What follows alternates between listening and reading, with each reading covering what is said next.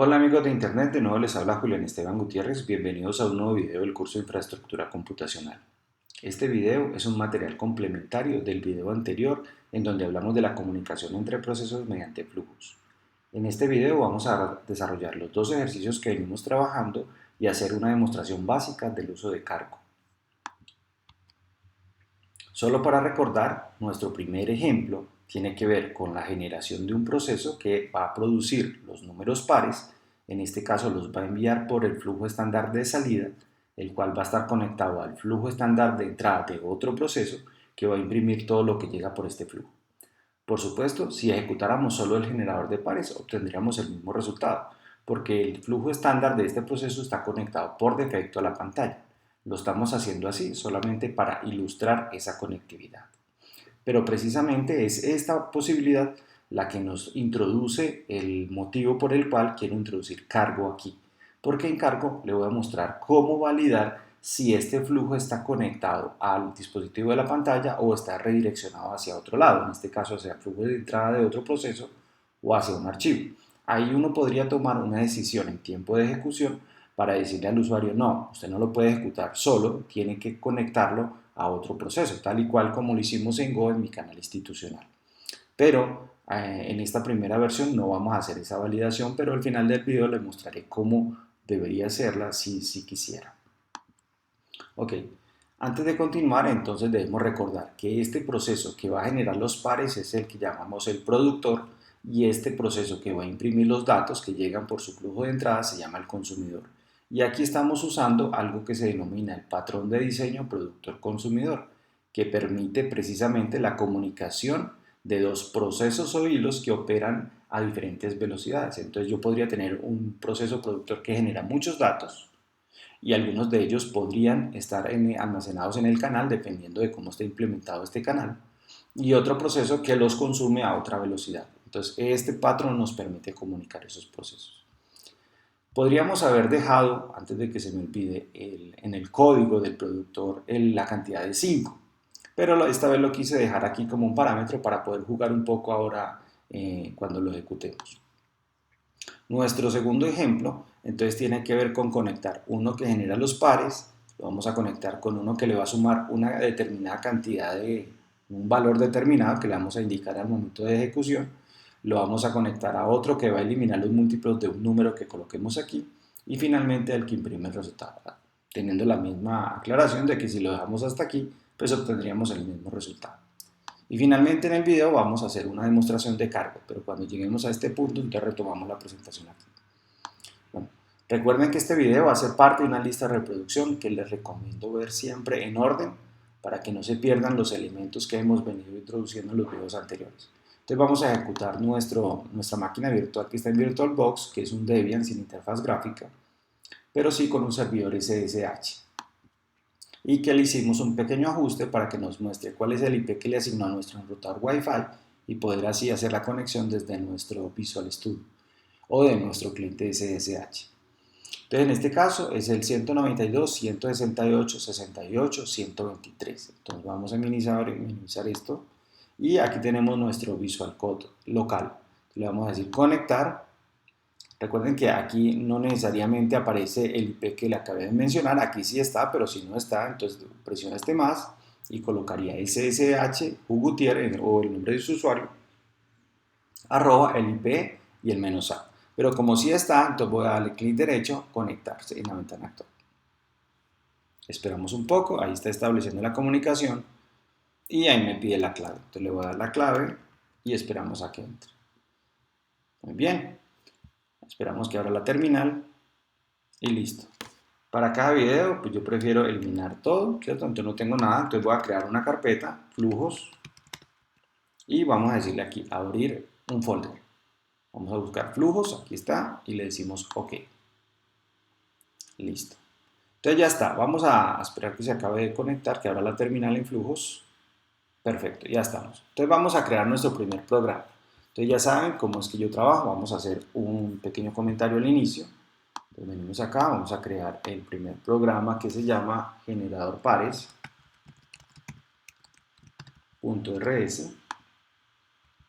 y este es el comentario, ¿cierto? Entonces generador pares RS, esto porque no estoy usando cargo en este caso, programa que genera una cantidad determinada de números pares y los envía por el stdout. La cantidad es enviada en el momento de ejecución. Listo. La cantidad pues, de pares que vamos a generar. Muy bien. Entonces ya sabemos cómo lo vamos a enviar o le vamos a enviar esa cantidad por los argumentos del sistema. Entonces necesitamos decirle a Ross que vamos a usar en, que es el environment. Y nuestra función main, nuestra función principal, es muy pequeñita, es esta, que es lo siguiente. Ustedes ya saben de los videos anteriores que con esta opción estamos obteniendo cuál es ese arreglo de los argumentos del sistema. Con esta collect lo convertimos aquí a un vector de cadenas. Luego con este pop obtenemos el último dato. Entonces recordemos que cuando lo ejecutemos vamos a decir algo como generador pares y le vamos a dar un número. Entonces, esta primera parte va a quedar en la posición 0, incluyendo el punto aquí. Esto va a quedar en la posición 0 de ese vector y este en la posición 1. Entonces, cuando hacemos un pop, él toma el último elemento del vector, en este caso el 5. Si no le colocamos ese valor, entonces él va a tomar esto en el pop y cuando trate de hacer el parser, que es la conversión de este dato a un entero, pues este run hace que se aborte la aplicación porque esto efectivamente no es un número. Cuando lo ejecutamos de esta manera, entonces el 5 sí se puede convertir a un número entero y continúa. Es decir, si llegamos hasta esta línea, es porque el usuario efectivamente lo ejecutó dándole un parámetro aquí y ese parámetro coincide con un número entero. Si es un número entero, entonces lo único que hacemos es invocar una función, que ya la vamos a colocar, que nos recibe cuál es esa cantidad de números. ¿Y qué hace la función? Podríamos haberlo hecho ahí mismo en el main, pero yo intento no colocar tantas cosas en el main y dejar el main como con lo básico, con lo que más bien como una función que invoca el resto para crear la solución. Entonces vamos a hacer una función generar pares, procedimiento que imprime una cantidad determinada de números pares, parámetros la cantidad, que es la cantidad de números pares a generar. Y esta pues es la misma función que hemos venido trabajando en los otros mecanismos de comunicación, ahí la tenemos, donde me recibe la cantidad que es un entero de 32 bits, hacemos un ciclo y la iba a iterar desde 0 hasta la cantidad por 2, de 2 en 2. Y lo único que hace es imprimir. Entonces vamos a ver, vamos a grabar, vamos a compilar, voy a hacerlo por acá, ya sabemos, compilar, generar, enter. Y vamos a ejecutarlo sin parámetros para que veamos el error. Como está con el error estándar, pues va a salir allí parse in, error, no. Si le vamos a colocar un dato aquí, cualquier cosa que no sea un número entero, pues va a obtener el mismo error. Si le colocamos un valor, por ejemplo 5, entonces ahí tenemos 5 números. Por supuesto que si le decimos 3, pues va a ser 3 números pares, o si le ponemos 10, pues van a salir los 10 primeros pares. Y ese es nuestro primer programa. Vamos a hacer el segundo. El segundo tiene que ver con sumar unidades, pero ya sabe que lo vamos a hacer general. No que de una vez quede con sumar dos unidades, sino que lo hacemos igual que este, con los argumentos. Entonces vamos a colocar nuestro comentario para ubicarnos. Sumador unidades, entonces programa que recibe números por el stdi y le suma la cantidad que se envía en el momento de su ejecución. Bueno, entonces aquí necesitamos no solo decirle a Ross que vamos a usar el entorno, sino necesitamos la parte de yo, porque vamos a leer el estándar in.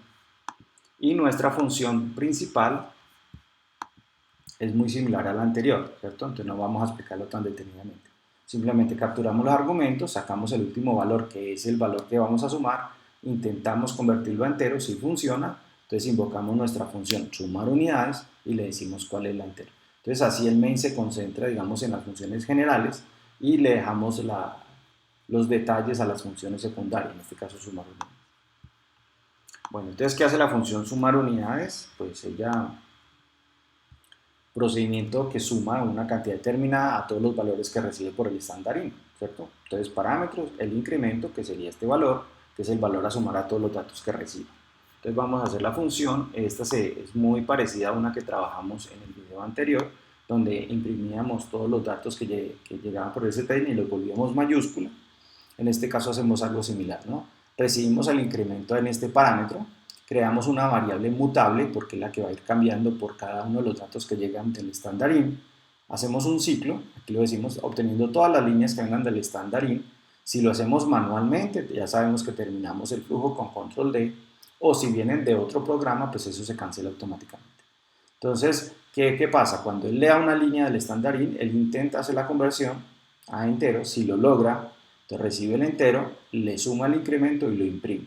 Imprimir, recuerda que es enviar por el flujo estándar de salida. Entonces vamos a grabar esto, vamos a compilarlo y vamos a ver cómo se ejecutaría hasta ahí. Entonces sumador, enter, no hay problema. Si lo ejecutamos directamente, ya saben, sin ningún tipo de parámetro, pues va a dar error. Voy a decirle que yo quiero que me le sume 5. Entonces, enter. Él se queda esperando algo por el flujo de entrada. Entonces, si yo le pongo un 2, él debería imprimir un 7. Si le coloco un 6, pues va a imprimir un 11 y así sucesivamente. Entonces, todo lo que yo le escriba por el flujo estándar de entrada, pues él le suma 5. Y cuando no quiera hacer más, pues presiono control D. Pero antes de eso, ¿qué pasa si escribo hola? Pues el programa así, tal cual como está, se aborta, ¿cierto? Porque aquí le está diciendo, vea, cuando intente convertir algo, cierra el programa e imprima un mensaje por defecto. Recuerde que esto lo podríamos validar con un match para hacerlo más bonito, que ignore el error y continúe, etc. Pero por ahora sí. Ahora, vamos a ir conectando de a poco para ir viendo esto. Entonces yo le puedo decir generar 4 números pares. Ahí los tiene. Entonces le puedo conectar esa salida y la vamos a conectar con el flujo de entrada de este. Entonces le vamos a decir sumar unidades, en este caso 5. Solo por poner un ejemplo. Entonces va a quedar 0, 2, 4 y 6 son los que genera este señor. Cada uno le va a sumar 5 unidades, entonces va a quedar 0 más 5. Vamos a subir un poco esto para que sea más claro. Eso es, ahí está. 0 más 5 es 5, ¿cierto? 2 más 5 es 7 y así sucesivamente. Entonces ya podemos jugar con esto. No, yo no quería 5, yo quería sumarle a 7. Entonces al ejecutarlo, ahí obtenemos el resultado, ¿cierto? O puedo decirle, no, yo no quiero los primeros 4 pares, yo quería solamente 6. Entonces ahí lo tengo, 6, los primeros 6 y a cada uno le suma 7. Pero el ejercicio nos pedía eliminar los múltiplos de un valor. Entonces vamos a hacer ese otro ejercicio. Se van a dar cuenta que es, creo que le dijo de carpeta, aquí, eso es. Generar múltiplos, entonces es muy similar al sumador, solo con unos pequeños cambios. Entonces vamos a la explicación, es igual, rapidita, porque es muy similar. Entonces vamos a poner nuestro comentario, programa que recibe números por el estándar in y le suma, no, en este caso copié no, el comentario que no era. Bueno, no pasa nada. Programa que recibe, vamos a arreglarlo acá. Programa, y elimina los múltiplos de un valor indicado. Y listo, no pasa nada. ¿Qué se envía en el momento de ejecución? Perfecto. Y de una vez actualizo allí el comentario en el otro programita. Ok, entonces vamos a hacer aquí nuestra función. Entonces ya sabemos, de igual, es muy similar a la anterior. Le decimos a Ross que vamos a usar estos elementos y en main es lo mismo. Capturamos los argumentos en forma de vector, sacamos el último elemento, lo convertimos a entero y vamos a invocar esa función de eliminar múltiplos. ¿Qué hace esa función? Entonces ya sabemos. Esa función, aquí está el comentario, omite, es decir, no imprime los múltiplos de ese valor que le vamos a indicar aquí en esta variable múltiplo. Entonces, ¿qué va a pasar acá? Pues la función es muy similar a la que acabamos de hacer, solo que tiene una validación más. ¿Cuál es la validación? Que ese valor, en lugar de sumarle de aquí el incremento para imprimirlo, pues simplemente primero determinamos si es múltiplo del parámetro que está aquí. Si no es múltiplo, lo imprime y si no, pues simplemente lo ignora. Entonces vamos a compilar este señor, eliminador. Perfecto. Si lo ejecutamos directamente, ya sabemos, ¿no? No le pongo nada a un error y le voy a decir, no, los múltiplos, por ejemplo, de 5. Enter. Entonces, si yo escribo, por ejemplo, el 2 lo imprime, porque no es múltiplo de 5. El 3 también. Pero en el momento que ponga, por ejemplo, el 20, entonces el 20 no lo imprime, lo omitió, ¿sí ven? Si pongo 25, no, pero si pongo 26, ese sí me lo va a imprimir. Entonces, el primero fue el que yo escribí y el segundo el que lo imprime. Pero cuando es múltiplo, no lo imprime. Vamos a darle control D para salir. Ahora combinémoslo no solo con este, sino con el generador. Entonces vamos a decirle acá, /generador, y le vamos a decir que me genere 5 números. No, 10 numeritos, no, 5, está bien. Bye. Entonces, ¿qué va a pasar? Bueno, vamos a generarlo primero así. Entonces, los primeros 5 números pares serían estos que están acá. Ahí, por ejemplo, No tenemos, entonces por eso quería 10 más bien. Ahora sí, aquí tenemos varios números y por ejemplo el 5, el 10 es un múltiplo de 5, entonces vamos a decirle que de esa lista yo quiero que me eliminar los múltiplos de 5. Entonces observen que desapareció el 10. Pero si hubiera dicho, no, elimíneme los múltiplos de 2, observen cómo quedaron. Bueno, todos, porque todos son pares, por supuesto. Ahora, los de 3, entonces eliminan los de 3. Recordemos cuál era el valor sin los de 3. O sea, aquí salen todos. Entonces, ¿cuáles son los múltiplos de 3? Entonces ahí están, ¿cierto? Vamos a colocarlos otra vez. Y miren lo que pasó. Vamos a subir un poquito esta barrita.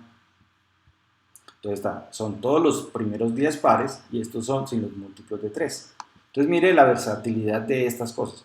Así como estamos sería algo como se hace en programación funcional, en donde yo digo qué quiero y no me preocupo el cómo. Esto que está aquí arriba es el cómo y aquí yo estaría diciendo el qué quiero. Yo quiero generar 10 y de esos 10 yo quiero eliminar los múltiplos de 3, ¿cierto? Esto sería más hacia ese lado. Pero bueno, aquí es donde yo les digo que sobra crear otra función acá, otro programa que imprima, porque ya lo está imprimiendo, ¿cierto? Aquí podríamos inclusive decirle, no, y a estos múltiplos, vea, a estos que acabamos de generar, yo quiero conectarlo otra vez con el que suma. Entonces mire que lo estoy sumando y le sume, por ejemplo, 2 unidades. Entonces ya no son estos. Y a esos nuevos yo quiero eliminar nuevamente. Entonces esto puede ser tan complicado como yo desea. Por ejemplo, los de 6. Entonces me va a eliminar y quedo con esos. Y a esos nuevamente le puedo decir acá, no, yo quiero sumarle a esos que están allí 5. Y así puedo hacer esto tan largo como yo quiero. Entonces vamos a hacer, solo por terminar el ejercicio, el que imprime, que no se necesita, pero lo vamos a hacer. Y ahí sí es donde entramos con cargo para explicar por qué entonces con esa solución sí podría ser interesante tener esa parte de impresión. Entonces vamos a hacer el que imprime. Bueno, muy bien. Entonces el que imprime es todavía más pequeñito. Imprimir, muy bien. Vamos a poner el comentario.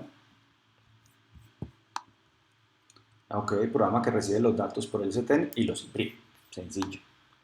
¿Cómo es? Este es todavía más pequeñito porque lo único que tenemos que decirle a él es que vamos a usar yo, buffer, no tenemos que usar entorno, no hay que pasarle nada de parámetros. Llamamos nuestra función imprimir datos. La función ni siquiera tiene parámetros, podría haberlo hecho aquí mismo, pero para ser coherente con lo que digo, pues dejamos el main quietecito y llamamos a una función que los imprime, ¿cierto? Y la función es muy similar a la otra, hacemos la lectura de todas las líneas del stdin y la imprimimos. Ya, sencillo. Entonces vamos a compilar esta parte, ROS, imprimir, impresor de datos. ¿Tan? Perfecto. Entonces si lo ejecuto directo, enter, pues lo que yo escriba él me da eco. Ahí no importa si es un número o no, porque lo que él reciba lo imprime. Entonces claro, si yo llego y le digo, no, generar números pares, 5, le doy enter, pues obtengo esto. Pero si lo conecto al impresor, pues obtengo el mismo resultado, ¿cierto? Ahí sobraría porque este señor no está validando que esté o no esté direccionado. Entonces vamos a hacer algo. Vamos a devolvernos un nivel en las carpetas. No, démoslo ahí. Hacerlo más bien. Voy a borrar la pantalla y vamos a cerrar estas cositas. Entonces aquí es donde vamos a introducir cargo. Pues vamos a volver a la presentación para mostrarle algo. Entonces cargo es ese componente del lenguaje ROS, componente oficial del lenguaje ROS para el manejo de paquetes e integración con este sitio, que es donde la comunidad de ROS puede ir colocando nuevos módulos y nuevas cosas. Entonces voy a utilizar este material, es un ejemplo de cómo chequear la salida pues, hacia un dispositivo, si está hacia un dispositivo hacia la terminal, que está publicado en este sitio, un sitio muy interesante. Voy a abrirlo aquí a ver si me lo puedo mostrar. Sí. Es un sitio muy interesante porque me permite buscar ciertos temas, no está todo tampoco, y ver cómo cierto problema se puede desarrollar en los distintos lenguajes. Entonces, si usted ha seguido mi canal institucional, pues podrá darse cuenta cómo es que nosotros validábamos eso en Go, ¿cierto? Entonces se hace de esta manera. Pero aquí no hay que utilizar nada extraño, son las mismas librerías del sistema. Con ROS tenemos un problema, pues un detalle más bien, no llamémoslo un problema, un detalle, que es que necesitamos utilizar un elemento externo. Entonces, para poder hacer eso es donde entra cargo a funcionar. Entonces, vamos a poner a funcionar este ejercicio que no nos dice el cómo se pone a funcionar. Entonces, vamos ahora sí a la terminal. Entonces, como vamos a usar cargo, entonces necesitamos primero decirle a Ross que vamos a crear un proyecto que usa cargo. Entonces vamos a escribir la palabra cargo y le vamos a decir init y vamos a colocar el nombre que necesitamos. Entonces vamos a ponerle, por ejemplo, verificador, enter. Entonces él nos creó y aquí vemos una carpeta verificador. Si yo entro a esa carpeta, ¿qué voy a obtener? Voy a obtener una carpeta que llama fuente, src, y un archivo llamado cargo.tom, ¿cierto? Entonces aquí lo vemos y ahí tenemos el paquete, le pone el nombre, la versión, la fecha, la edición de ROS que estamos usando, y aquí en las dependencias es donde tenemos que agregar una linecita. Entonces vamos a editar este señor, lo vamos a entrar desde aquí en el mismo visual, vamos a decir cargo, y aquí en dependencia le vamos a decir que vamos a usar algo que se llama la libc. Desconozco si hay una versión más nueva, pero para esta demostración está bien usar esta versión, ¿cierto? Hay un componente, creo que no sé si está instalado acá, en donde no está instalado, donde me verifica si está la última versión y me pone una carita acá, bueno, diciéndome si esa es la última versión, pero no importa, aquí está la fuente donde lo tomé, lo que acaba de mostrar, ¿cierto? Ah, no, esto es automático, no, la que le mostré ahora es la de Rosetta. Listo, ya está. Entonces le vamos a decir que nuestro proyecto necesita esta librería adicional. Y vamos a venir a fuente y él trae un hola mundo ahí por defecto. Entonces aquí es donde vamos a poner el código que estaba en la página que les mostré de Rosetta Core, ¿cierto? Entonces lo vamos a pegar ahí, solo que yo lo puse en español. Entonces aquí le decimos que vamos a usar ese elemento que está externo, que no viene por defecto instalado en ROS, y aquí vamos a hacer esto.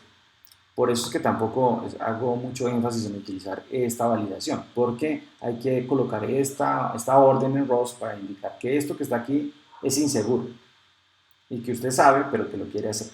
Entonces, listo, ROS le obedece. Usted dice, yo sé que estoy inseguro, hágalo. Ok, entonces aquí estamos llamando ese módulo externo, libc, y le estamos preguntando acá si ese STOut pues, está o no está dirigido hacia otro dispositivo. Y aquí está diciendo si es diferente de cero. Entonces, dependiendo de esta validación, esto va a devolver en esta variable un true o un false. Y si esto es verdadero, pues dice que el stdio está direccionado a la pantalla. Y si es falso, pues está siendo redireccionado. Entonces vamos a mirar cómo se ejecuta, ¿cierto? Vamos a grabar, muy importante. Y aquí pues lo ejecutamos así. Cargo, run. No tenemos que compilarlo nosotros, él lo va a hacer.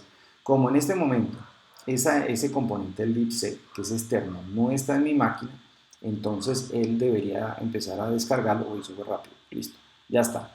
Y aquí está la salida. Si vemos otra vez en el directorio, él me creó una nueva carpeta llamada target. Entonces si yo entro a cd target, aquí encontramos otra carpetita, vamos a buscar al debug y aquí está el ejecutable de él.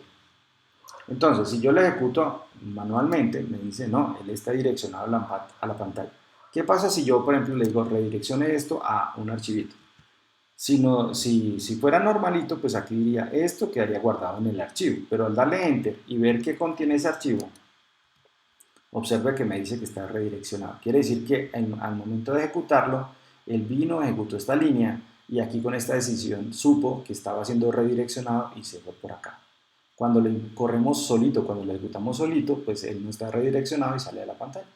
Entonces podríamos agregarle ahora sí a estos programas que hicimos esta validación tal y cual como lo hicimos en Go para obligar al usuario a siempre conectarlos y tener que usar el de imprimir datos. Bueno, pero no lo quise hacer en la versión por defecto, pero dar la oportunidad de explicarlo, la parte de un save y la parte de cargo. Bueno, de nuevo les agradezco, espero que hayamos aprendido algo nuevo en este video.